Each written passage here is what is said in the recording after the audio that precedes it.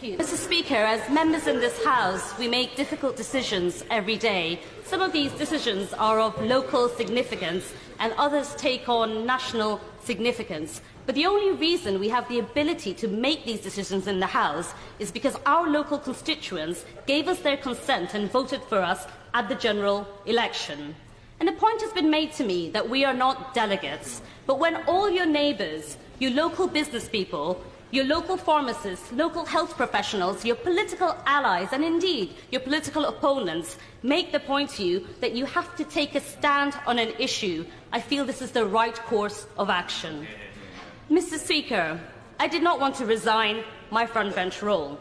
I know it was not a great office of state, but it was an important role that allowed me to hold the government to account on their aspirations of social mobility. But today, we are debating whether we trigger Article 50 and give the Prime Minister the permission to exit the European Union.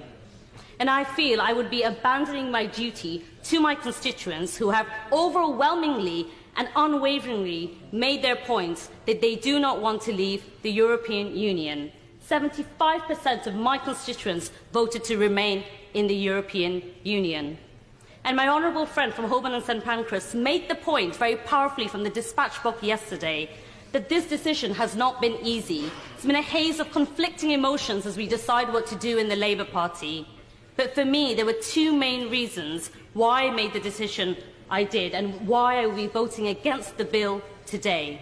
The first decision has been made because of the future of the EU nationals living in my constituency. There are 17,000 EU nationals living in Hampstead and Kilburn.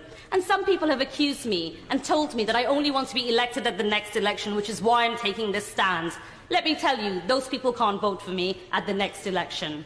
The reason why I'm taking the stand I'm taking is because in Hampstead and Kilburn, we do not wince when we hear people speaking in a different language on public transport.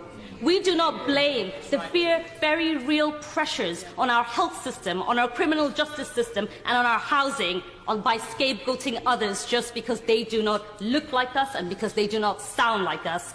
In Hampstead and Kilburn, we do not indulge in baseless theories that our country is at breaking point.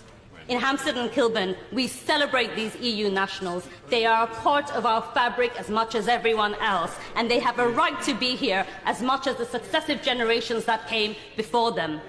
If I vote for this bill today, I am abandoning my responsibility to these EU nationals who live in my constituency. And for lack of time, I will go on to the next reason why I'm voting against this, because of the lack of access to the single market. This affects three main groups in my constituency: the self-employed, who have argued that they need tariff-free trade with the EU; those who are involved with the scientific and technical industries, because in the last 10 years, the scientific funding has increased by 73% from EU sources, and at this point, their projects are in jeopardy. And finally, no, I will not give way, and finally, those who are involved in the financial and insurance service, who have no clarity over the future of their passporting rights. These are the reasons why, in good conscience, I cannot vote for the bill today. And finally, I will quote my friend, my honourable friend from Leeds Central, and say, this is not how we do things in the House. We need clarity. We need to see the economic impact of this decision. And in good conscience, and for the sake of my constituents, whether they can vote for me or not, I will not be voting for this bill today. Dr. Andrew